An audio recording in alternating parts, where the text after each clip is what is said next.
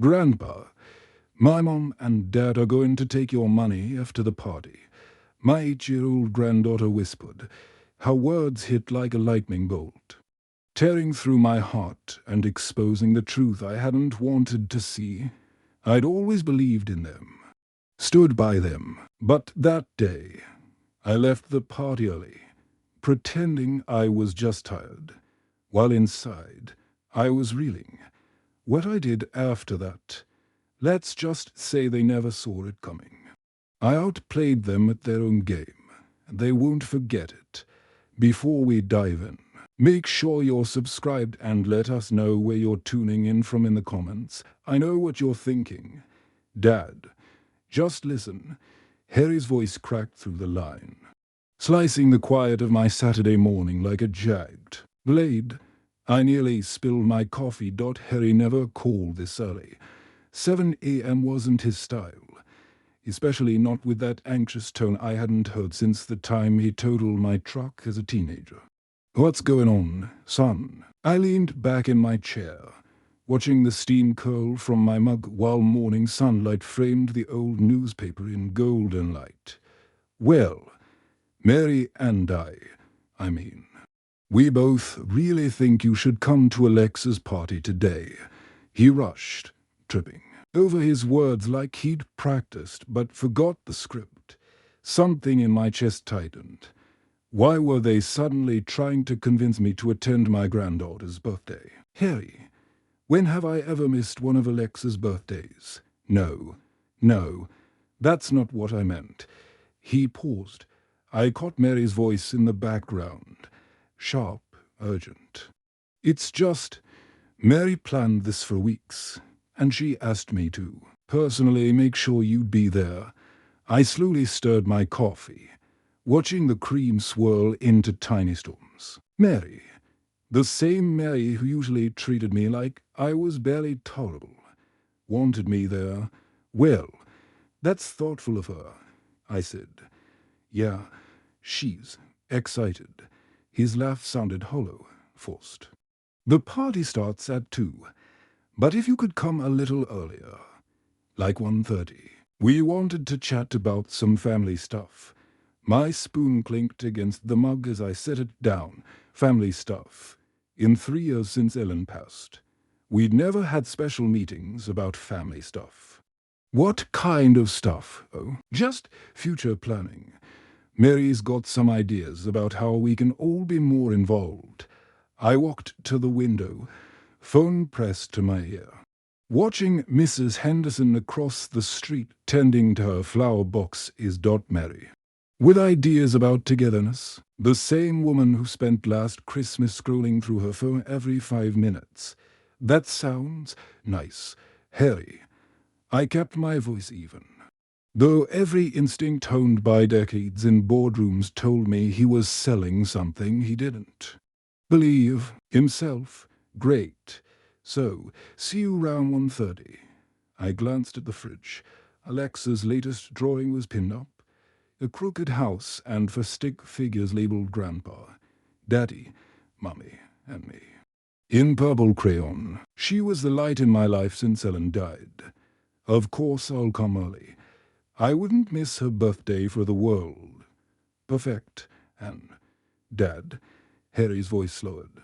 Just keep an open mind about what we want to talk about, okay? It's about making sure everyone's looked after. The call ended before I could ask what that meant. I stared at the silent phone, then set it next to my untouched paper. Something was off. His voice had that same guilty lilt I remembered from when he was 8 and took money from Ellen's purse for Can. But this wasn't kid stuff. This felt calculated. I poured another cup of coffee and tried to shake the feeling. Maybe Mary truly did want a stronger family connection. Maybe I was overthinking a simple invite. But that phrase, making sure everyone's taken care of, kept echoing. From my experience, when people say that, they're often thinking about taking care of themselves first. I looked at Alexa's drawing again. Despite everything, I smiled. Whatever Harry and Mary had planned, it could wait. Today was Alexa's birthday. That mattered more than any adult drama. Still, I made a note to really listen when the time came. 20 minutes later, I stood in front of my closet, staring at shirts Ellen would never see me wear again. The blue Oxford brought back memories of her funeral, and of Mary whispering about all this space as we laid my wife to rest. Even then, her tone had felt strategic. I pulled out the shirt and met my reflection in the mirror. $70,000. That's how much I'd given them in the past 3 years. Mortgage help, car troubles. Alexa's private school. Ellen would have called it too much, but she also would have understood. Alexa deserved more than what her parents alone could give. As I dressed, my wallet felt heavier than usual. 3 credit cards were maxed, all for Harry's emergencies, a transmission fix that became an engine rebuild, Mary's temporary grocery help turning into a monthly dependency, every request packaged in Harry's apologetic tone and Mary's perfectly timed gratitude. Heading to the kitchen for my keys, I passed Alexa's newest masterpiece, 2 stick figures by a blue lake, both grinning. Best day ever. Grandpa, written in purple at the bottom. That's when Mary's comment from 3 weeks ago hit me again. Right in this kitchen. She'd looked round and said, "Norman, don't you think this house is too much for you now? There are some lovely assisted living communities with no upkeep." Harry had changed the subject quickly, but her eyes had lingered on my granite counters, on the premium appliances Ellen and I had chosen, the same look she wore at the funeral. I grabbed my keys, Ellen's voice echoing in my mind. "Promise me you'll always look out for Alexa, and be cautious with Harry. He's weak, and weak people make dangerous choices when they're influenced by someone strong." At the time, I thought she meant his drinking buddies or some harebrained schemes. Now, I wondered if she'd seen something. In Mary I hadn't. The way Mary always brought up money through the lens of Alexa's needs, making me feel like a monster if I questioned it. As the garage door hummed open, sunlight glinted off my Mercedes. Ellen's car sat covered in her spotless. I'd kept making payments on it even after she was gone, refusing to let go. Maybe that's what they were counting on. My soft spot for family, my tendency to say yes instead of question motives. But decades in construction taught me one thing: never build anything until you checked the foundation. I backed out, watching my home grow smaller in the rearview mirror. After today's talk, I had a feeling everything would look different. But first, I had a birthday present to buy. Maybe the last one before everything changed. By 8:15, I parked at Northtown Mall. Families bustled past, arms full of toys and balloons. First stop, Lego sets. Alexa had been hooked on buildings ever since her field trip to the Space Needle. The Statue of Liberty kit caught my eye. Complex, creative, just right for her. $180, worth every penny. "Excellent pick," the young cashier said, ringing it up. "My daughter's obsessed with that set. Want it gift-wrapped?" "Yes, please. It's for my granddaughter's birthday. She's turning 8. Next, a proper bicycle. She'd outgrown the little pink one. The Trek by the window was perfect. Light, safe, and well-built. $320. But that smile on her face, priceless. After loading it into the SUV, I checked the time. 9:10. Still time for one more stop. Norman. What a lovely surprise. Dorothy Henderson appeared by my car, shopping bag in hand, her silver hair immaculate. "Dorothy, good morning. Out early?" "Oh, you know I like to beat the crowds." She gestured at the mall. "Birthday shopping, I take it." Harry mentioned the party. He did? I asked, closing the trunk. Where'd you see him? Downtown? Tuesday morning, I think. He and Mary were leaving First National with a big pile of paperwork. Looked very official. She laughed, probably refinancing. Young folks and their finances. Tuesday. 4 days ago. Yet Harry hadn't said a word about it this morning. Why would he? People handle money matters all the time. Probably nothing major, I said, shifting the bags. Of course, she smiled. Give that sweet girl my love. I watched her walk away, unsettled. Bank papers Tuesday. Nervous call Saturday. A coincidence, probably. Still, the timing. I headed to the florist near the east entrance.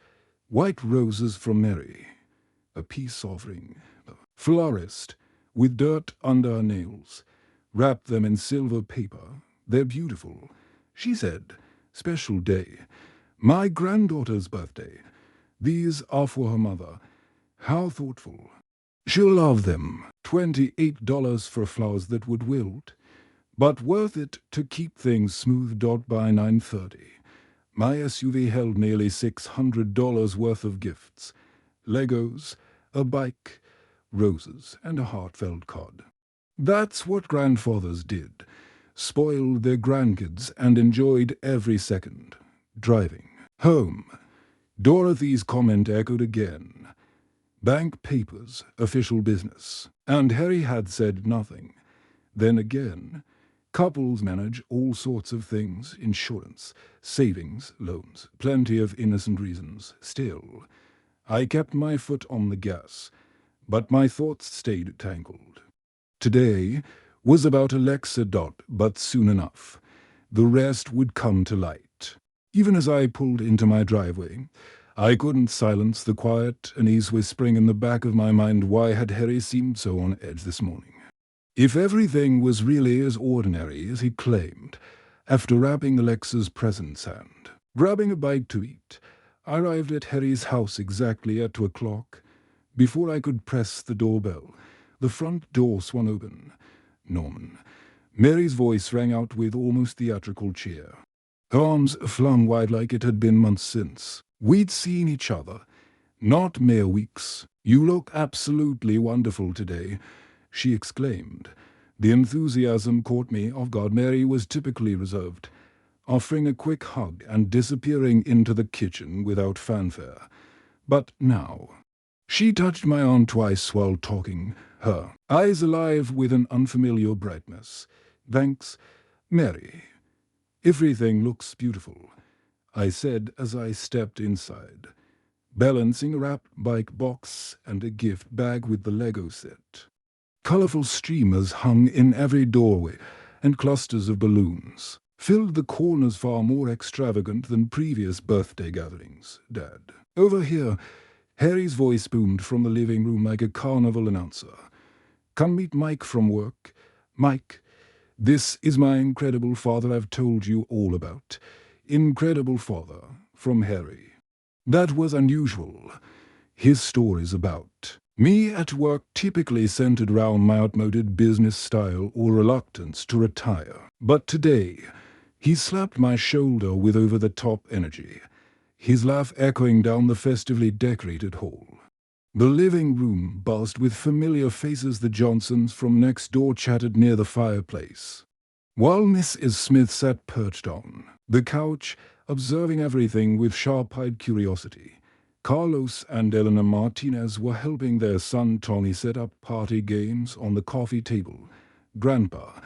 Alexa ran straight toward me, her genuine grin slicing through the artificial atmosphere like sunshine through fog. She hugged my waist, and for a fleeting moment, the world felt right again. Happy birthday, sweetheart, I told her, handing over the gift bag.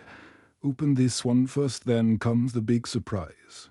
She carefully unwrapped the Lego architecture set, her eyes widening as she saw the Statue of Liberty on the box. But when she looked up to thank me, something flickered across her face, an almost imperceptible sadness, gone in a heartbeat as Mary approached. Isn't Grandpa jealous, honey? Say thank you properly. Thank you, Grandpa. It's really cool. Alexa's voice held genuine gratitude, but something else was tucked inside guilt. Maybe, or worry. No 8-year-old should sound that heavy-hearted on their birthday. Harry steered me toward the kitchen, where Mike Davidson stood with a beer in hand, making polite conversation about the car industry. On the surface, the chat flowed naturally, but Harry kept butting in with oddly timed compliments about my business sense and my role as family patriarch. Each line sounded like it had been rehearsed from a script he hadn't quite memorized. Norman knows everything about building lasting relationships, Harry said to Mike. He's taught me so much about trust and loyalty. Trust, loyalty. Odd themes for a birthday party banter, especially delivered with Harry's current level of manic energy. Mike nodded, clearly unsure how to respond to the excessive praise. Mary reappeared, carrying a tray of appetizers and positioning herself strategically between me and the rest of the group. Norman, you must try these canapes. I made them especially with your refined palate in mind. Refined palate. Mary had never shown the slightest interest in my food preferences, aside from ensuring there was plenty to go round. Now, she hovered at my side, topping off my wine glass before it was empty and asking every few minutes if I was comfortable from across the room. I watched Alexa open birthday cards from her classmates. Her movements were polite, practiced but distant. When Tommy Martinez asked about the Lego set, she nodded and smiled. But the excitement I'd expected just wasn't there. She's growing up so fast. Mrs. Smith remarked as she took the seat beside me. Such a thoughtful girl. Just last week, she asked if grandparents and parents ever disagree on big decisions. I froze mid-sip. What did you tell her? That families work through their differences with love and honesty, she replied, her eyes resting on Alexa with concern. But it seemed her worry extended beyond the usual childhood anxieties. Across the room, Harry and Mary exchanged a brief look. It struck me then they'd been doing that all day. Quick glances, subtle nods, stepping in at just the right moments to redirect conversations away from anything too sensitive. The afternoon unfolded like a play, every smile timed, every laughter loud, every affectionate gesture just a bit too polished. Only Alexa's behavior toward me rang true, though it was overshadowed by whatever weighed on her small shoulders as the party neared its end and guests began to gather their coats. Harry caught my eye with an easy wave. Dad, hang back a little after everyone leaves. Okay, Mary and I are really looking forward to that family talk we mentioned. The fake cheeriness pressed down like humid air before a storm. I excused myself with a smile, saying I needed the bathroom. Mary stood instantly, giving directions I didn't ask for, her concern feeling as staged as everything else stood as I stepped away from the noise. I noticed Alexa by the gift table, her eyes locked on me. There was something in her look worry-laced, with determination that made me stop. I reached the hallway lined with family photos when I heard soft footsteps behind me. Grandpa. Her voice was barely audible.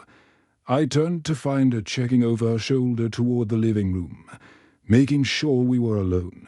The birthday girl, who should have been lit up with joy, looked like she was carrying the weight of the world. What is it, sweetheart? I knelt to meet her eyes, instantly recognizing that serious expression she'd inherited from Ellen. You look upset. She bit her lip, a painful echo of her grandmother during difficult talks. I need to tell you something about Mom and Dad. It's important. My chest tightened. What is it? Honey, they're going to take your money tonight. The words rushed out, like she'd been holding them in all day. I heard them talking last night when I was supposed to be asleep. The whole way. seemed to shift under me. I gripped the door frame, forcing my face to stay calm. "What did you hear exactly?" Mom said, "He's got too much money for an old man living alone." Alexa's voice dropped even lower.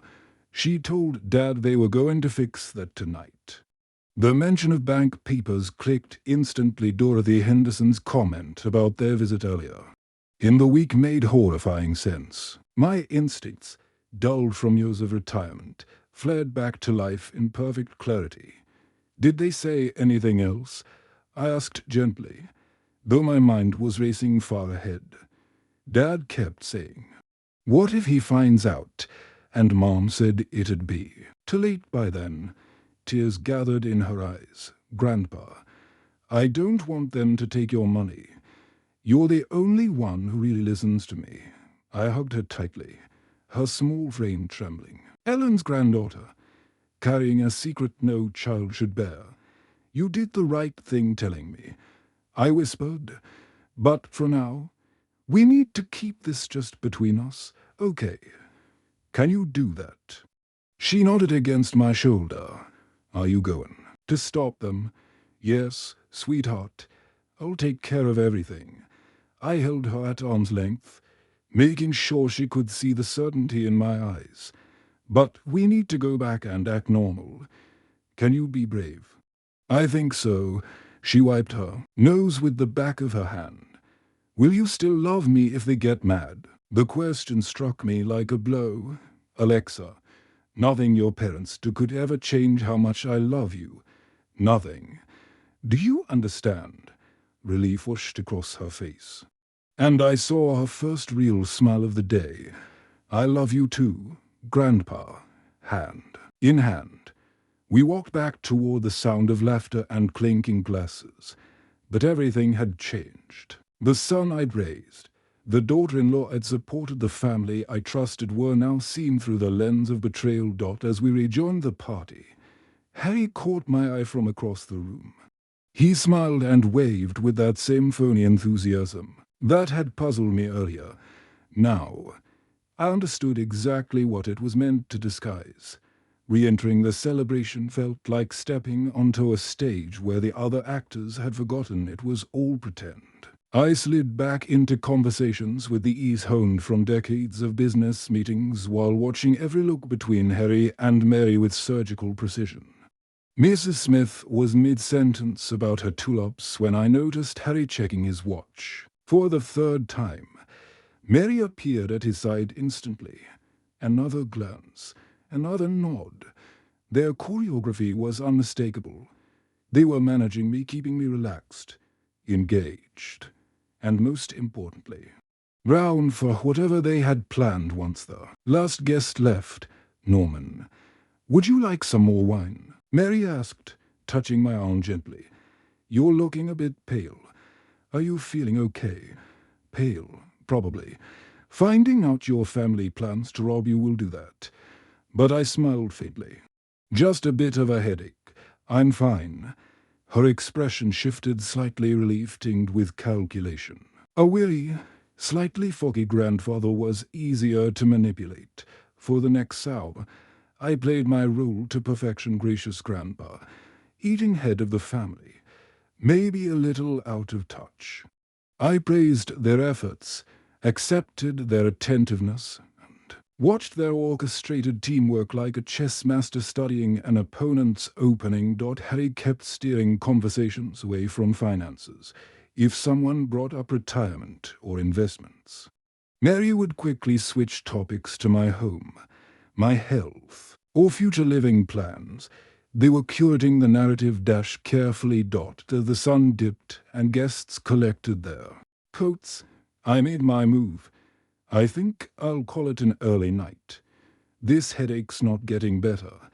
Panic flickered across their faces. "Dad, wait." Harry stepped between me and the door. "We really wanted to talk about those family matters we mentioned. Remember? You said you'd stay. Another time." I replied, keeping the tired grandfather act intact. "I need some rest." "But Norman." Mary stepped closer, her voice urgent now. We've been planning tonight for weeks something special, the bank visit, the documents, the plan that required my presence. I'm sure it can wait until tomorrow, I said calmly. Family's not going anywhere. Harry's face turned red. Actually, Dad, some of these financial issues are time-sensitive. Financial issues that can't wait.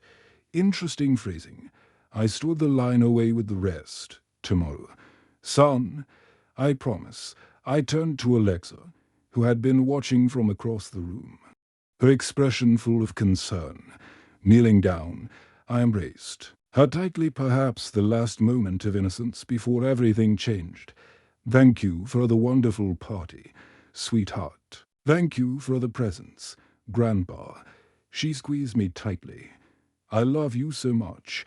I love you too more than you can imagine, I whispered as I stood. Harry placed a firm hand on my shoulder to firm.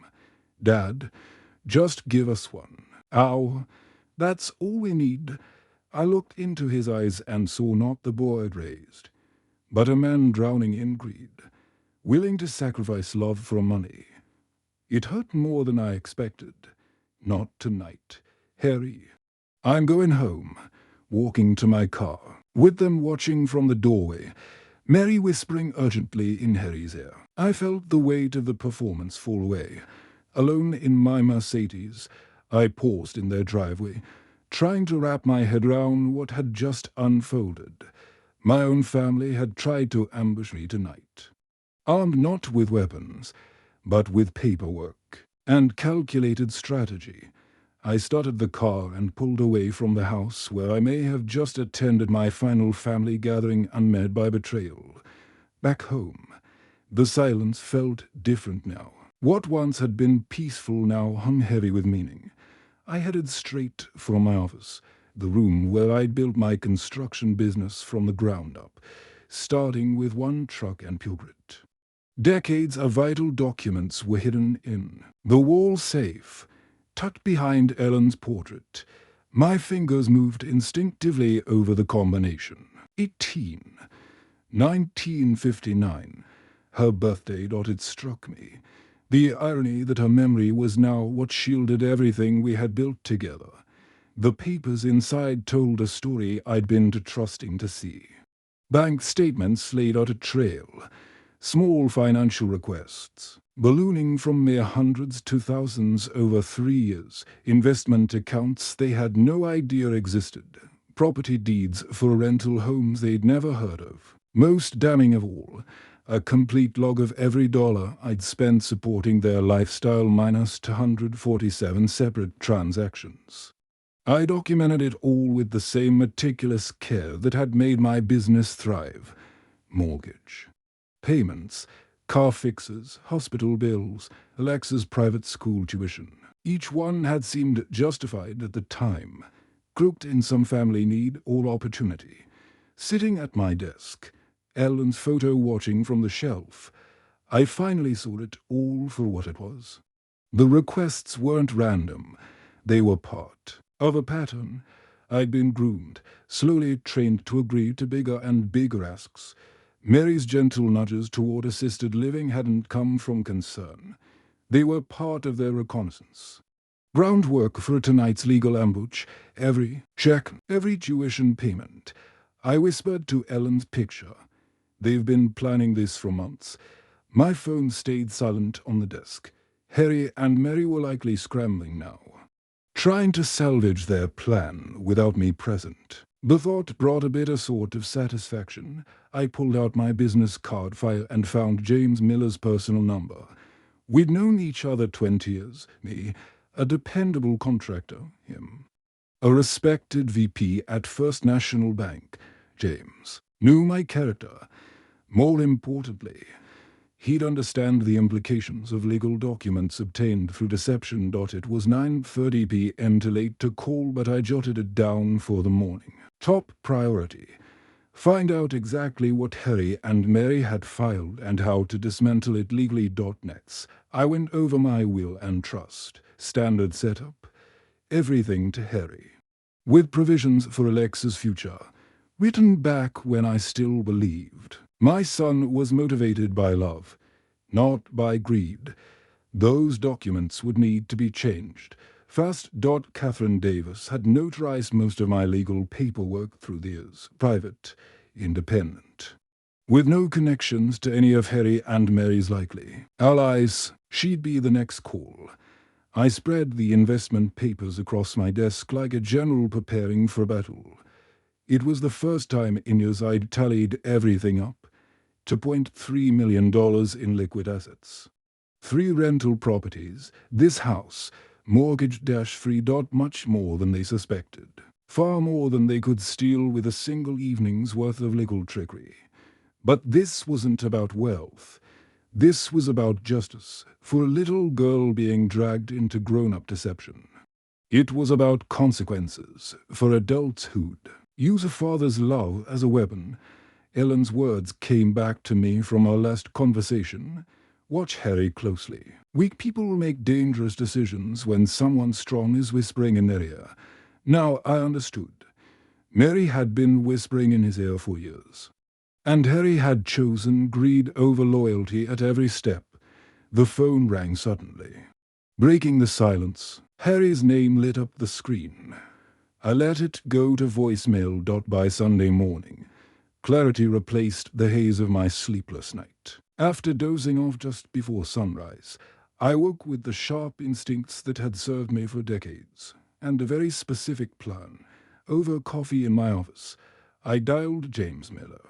9 o'clock a.m. seemed a reasonable time to contact a long-time friend about financial matters through to decades of loans and investments. James and I had kept our friendship solid. He'd take my call, especially if it was about money. James, sorry to bother you on a Sunday, I said when he answered. Been reviewing my portfolio and wanted your take on some consolidation ideas. Norman, always good to hear from you. He replied warmly. What's going on? I'm thinking about streamlining my accounts, centralizing everything. What's the bank's current stance on financial assistance programs? Well, depends what you're looking for. We've got everything from automated support to full management services. Actually, I said carefully, I've been thinking about things like power of attorney. Maybe even conservatorship setups. Do you see many clients dealing with that? He paused, clearly weighing how much he could share. Funny timing.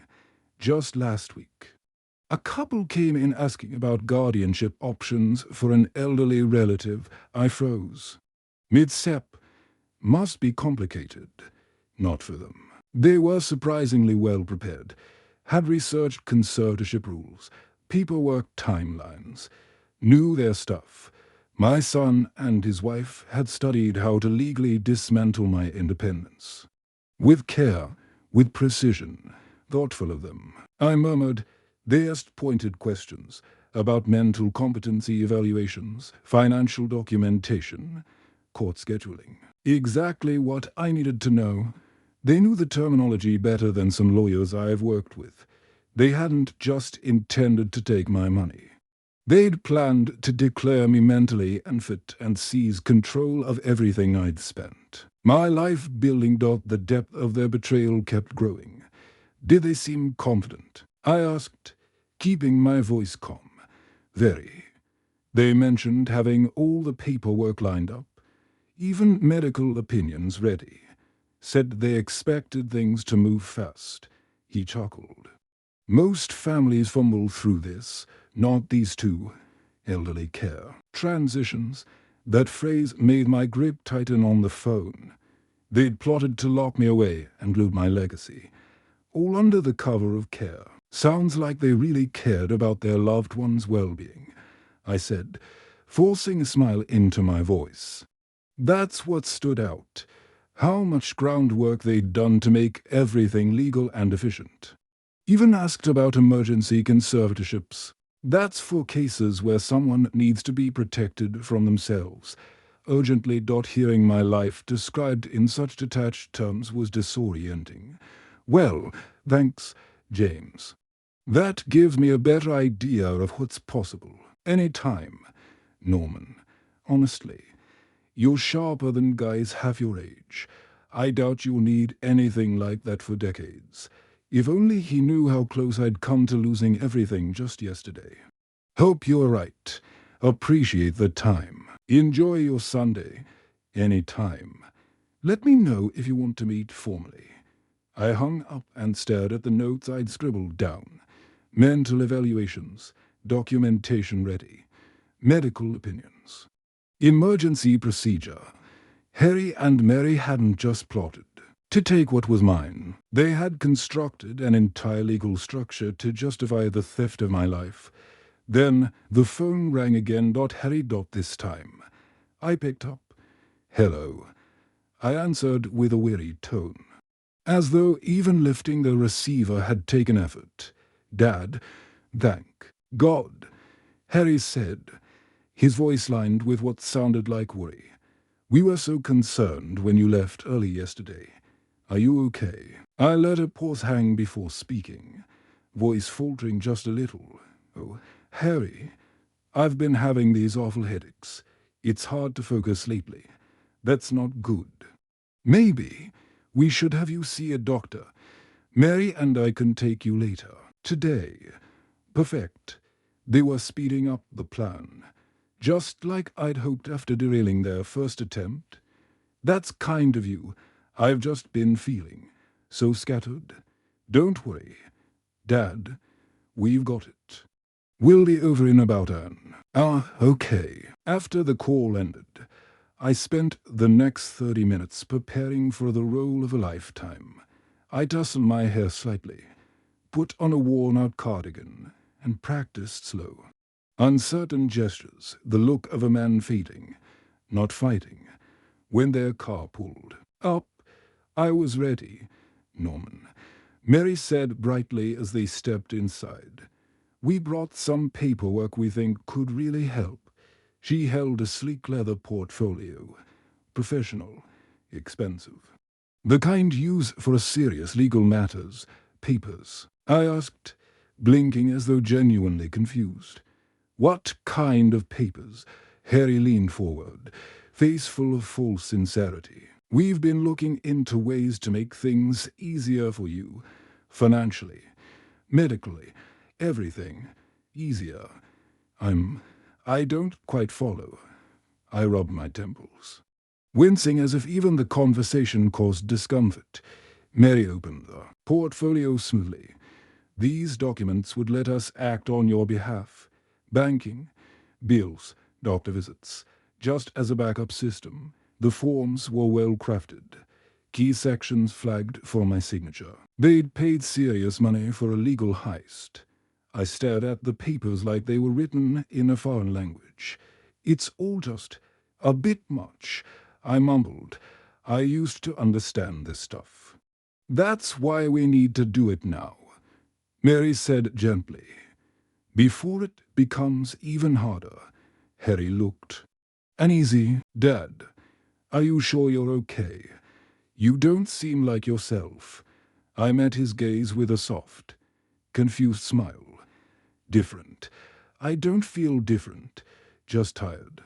These headaches, it's like my thoughts are muddy. They exchanged a glance. That unspoken exchange I'd caught before. Only now. I knew its meaning. They were assessing my capacity. Norman, this just makes things simpler. Mary continued, you won't have to worry anymore. That might be nice, I said slowly, picking up a document with a hand that trembled just enough. This wasn't an easy choice. My head throbbed just trying to weigh it all. Of course it's a major decision. Harry chimed in quickly. No, rush. Mary, however, looked less composed. Her patience was starting to wear thin. Don't you think it would be easier with support from your family? You trust us, right? Of course I trust you, your family. I gently laid the paperwork on the table. But would it be all right if I slept on it? Maybe decide tomorrow when. I've had a chance to clear my head. These headaches just cloud everything. Harry and Mary exchanged glances again. Mary's expression, while outwardly kind, barely concealed her irritation. "Sure. Dad, we'll come back in the morning and you can sign then." Once they were gone, I sank into my chair, finally dropping the act I'd been keeping up all day. The documents they'd left behind told the full story. Power of attorney forms legal instruments that would grant them full authority over my money, my health care, even where I lived. Everything James had warned me about was spelled out right. Their cloaked in formal legal jargon designed to hand over my life. 3 hours later, I sat in my home office like a strategist preparing for battle. Their paperwork lay across my desk, precise, well organized, and unmistakably thorough, every signature line marked, every witness box labeled. They'd done their research. But they forgot that I'd spent for decades doing mine. I picked up the phone and called Catherine Davis. She answered by the second ring. "Norman, good evening. What can I do for you?" "Catherine, I need notary services at my home tomorrow round 10. Some family paperwork, of course. What kind of documents?" I chose my words carefully. Power of attorney forms. It's a delicate family situation. Your discretion would mean a lot. You have it. I'll bring my seal and logbook. Catherine had notarized countless contracts from my construction business over the years. She could spot coercion or undue pressure from a mile away. That's part of what made her so good. My next call was to James Miller. "James, could you stop by tomorrow morning, round 10? I've been thinking about our talk yesterday, and I'd like to go through my portfolio carefully." "Certainly, Norman. Given what we discussed about financial oversight, I think that's a wise idea." "Great. It might be educational," James chuckled. "I'll bring all the necessary paperwork. See, you attend ... double quotes, yes, educational indeed. He would witness every move Harry and Mary made, and as a bank VP, he'd understand exactly what was happening. More importantly, his presence would add legal weight to everything we documented." "Final call, Harry." I made sure my voice still carried the vulnerable hesitation I'd practiced earlier. "Harry, I've been thinking about those documents you brought. You were right. I do need some help managing things. That's great to hear. Dad, Mary will be relieved. We'll come by first thing in the morning. I've arranged for a notary to be here to make everything official. 10 o'clock sharp. Perfect. And Dad, thank you for trusting us. Double quotes trust. The word left a bitter taste in my mouth. But I managed to sound sincerely grateful. "You're my family. Of course, I trust you." After I hung up, I walked to the window overlooking the backyard. Ellen's rose garden needed tending, one of many things I'd handled alone since her passing. Tomorrow would decide whether I kept handling them as a free man or watched them wilt from a room in some senior facility while Harry and Mary carved up our life's work. I grabbed a yellow legal pad and jotted down my plan for the next day. 9:45 a.m. Catherine arrives, sets up her notary station. 10 o'clock a.m. James arrives with the portfolio. 10:05 a.m. Harry and Mary show up expecting an easy signature. 10:15 a.m. Professional witnesses observe their manipulative tactics. 10:20 a.m. The truth is revealed. The irony wasn't lost on me. They'd studied how to use legal means to strip me of independence, but they overlooked the fact that legal actions require valid witnesses and proper procedures. Tomorrow, those very requirements would shine a light on their deceit. Across town, I imagined Harry explaining to Mary how smoothly things had gone, how official everything would look with a notary involved, how close they were to taking control of millions. They'd be celebrating tonight, confident the confused old man had finally given in. They didn't realize they were walking into a trap. Set by the same mind that had built the empire they were trying to claim, I glanced at Alexa's. Drawing on the refrigerator a stick figure family beside a lopsided house. Tomorrow would reveal whether that little girl grew up with grandparents who shielded her, or parents who taught her that loyalty could be bought. I heard Ellen's voice from years past. Promise me you'll always protect Alexa. I planned to keep that promise. Monday morning arrived grey and cold. I hadn't slept much, but when Catherine walked in at 9:45, seal and journal in hand, I was more than ready. "Good morning, Norman. Lovely office," she said, setting up. "This shouldn't take long." James arrived exactly at 10, holding his banker's portfolio. "Morning, Norman. Ready for that portfolio review?" "More ready than you know," I said, positioning myself behind the desk just as the doorbell rang again.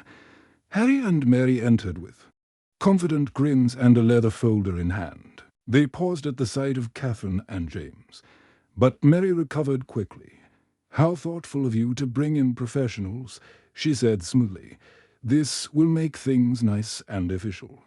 "Indeed it will," I replied, my tone firm and clear now. "Trace of yesterday's famed frailty. Please, have a seat." Harry settled into a chair across from me, still smiling. "Dad, you sound better today. Like your old self. Exactly like my old self-shop. Observant and fully capable. Which is why I need to say something before we sign anything." Mary's pen froze over her checklist. "Norman, is something wrong?" "Nothing's wrong with me, Mary. But I'm fully aware of what you're trying to do." The silence was thick. Harry's smile faded. "Dad, what are you talking about? We're only here to help." "I know about your visit to James' bank last week. I know about the guardianship filings you researched. And I know about the evaluations you're preparing to question my mental fitness." Harry's face went pale. Mary's carefully controlled demeanor cracked. "Norman, you're mistaken. We went to the bank for our own financial planning." "James," I said, turning toward him, "could you share what was discussed during their visit last Tuesday?" James cleared his throat. "They asked specific questions about conservatorships, the steps to declare someone mentally incompetent, and expedited court orders for financial control." Catherine looked up sharply from her journal. "Mr. Price, are you saying these power of attorney forms were drawn up under false pretenses?" "I'm saying their plan was to have me declared incompetent so they could take everything I've built." Harry tried to find his voice. "Dad, we were just worried. You seemed so confused yesterday." "Yesterday, I was acting. Today, you're seeing." The truth. I opened a drawer and pulled out the documentation I'd compiled. 247 financial transactions over 3 years. $70,000 in support. Mortgage payments. Car repairs. Private school tuition all catalogued. Mary leaned forward, her voice tightening. Those were real family needs. They were conditioning payments. Each one training me to say yes, until you thought I'd say yes to giving away my freedom. You looked into how to have me institutionalized while you carved up my assets." Catherine set her pen down. "This is extremely unusual. I need a clear picture before I notarize anything." "The picture," I said, "is that my son and daughter-in-law have been plotting for weeks. They consulted attorneys, researched how to declare me unfit, and planned to take control based on fabricated confusion." Harry gripped the armrests, hands trembling. "We never meant we thought you needed help. Managing $2.3 million and 3 rental properties." My tone sharpened. "Help that required legal manipulation." Mary stood abruptly. "You're twisting this. We love you. Love doesn't plot. Love doesn't research how to rob someone of their independence while they're still capable." James spoke calmly. Their questions were unusually detailed. The kind you only ask if you're preparing something significant. Catherine nodded, solemnly. In my experience, legitimate family planning doesn't involve mental health evaluations. The room was silent, except for Harry's shaky breathing. He looked at me not with anger, but with a flicker of respect. Maybe for the first time, he saw the businessman behind the bank account. "What now?" he whispered. I stood, feeling both. The weight of my years and the strength behind them. Now, we talk about consequences. I pulled out the new legal documents I'd prepared. I'm changing my will. Everything will go into a trust for Alexa. She can access it at 21. Harry leaned in, desperate. "Dad, please, we messed up. Let us fix this. The trust covers her education, grad school, and startup funds for any career she chooses." I spread the documents on the desk. "Catherine, I'll need these witnessed and notarized." Mary's voice trembled. "You can't do this to your own children. I'm protecting my family from parents who would steal her grandfather's autonomy for their own gain." Catherine examined the forms. "These terms are specific. Conditions included, yes. If Harry and Mary renounce all claims to my estate and demonstrate real change over the next year, I'll reconsider. But they'll have to prove they're the kind of parents Alexa deserves." James nodded as he witnessed the signatures. "This is a solid trust structure. She'll have every opportunity you hope to provide." Harry buried his face in his hands. "What does real change mean? How do we prove that? By earning your living. By putting Lexa first. By proving you care more about her well-being than my bank account." Mary rose, her composure shattered. "How are we supposed to survive without your help? The same way millions of others do through honest work and discipline. The mortgage aid ends now. So do the car payments. You're both educated adults. Figure it out." Catherine finished notarizing with practiced efficiency. "Everything's official now. These should be kept somewhere safe. My lawyer will have copies by this afternoon." I showed her dot after James, and Catherine left. The room grew quiet. Harry looked broken. Mary was clearly calculating their next move. "Anything you want to say?" I asked. Harry met my eyes. "I'm sorry. Dad, I know it doesn't change what we did, but I really am sorry." Mary said nothing. That said everything. Words are cheap, Harry. Actions in the next year will decide whether this family still has a future. 3 hours later, Alexa knocked on the door, her school bag still on her shoulder. "Grandpa, Mommy said you wanted to see me." I knelt beside her, just like I had in the hallway days ago. "Come sit." "Sweetheart, we need to talk about something grown up." She sat beside me, sensing the seriousness. "Is this about what I told you?" "In part. Your parents made some poor choices. There will be consequences. But none of it changes how much I love you." "Are they in trouble?" "They need to learn to take better care of themselves and of you. But your future is safe. I made sure of that. You will be able to attend any college you want, study whatever excites you." Her eyes lit up. "Even vet school. That's really expensive, especially vet school. And if you change your mind, engineering, teaching, starting a business there, will be money for that too. What about Mommy and Daddy? They'll have to work very hard to be better parents. If they do, maybe our family can heal. But even if they don't, you and I will always have each other." She hugged me tightly, and in that embrace, I felt Ellen's love. 3 generations, enduring despite betrayal. "Can we look at college stuff now?" Alexa asked. "I want to see what vet schools look like." "Absolutely," I said, grabbing my laptop. We had all the time in the world to plan our future. Outside, spring faded into summer, and Ellen's roses finally began to bloom.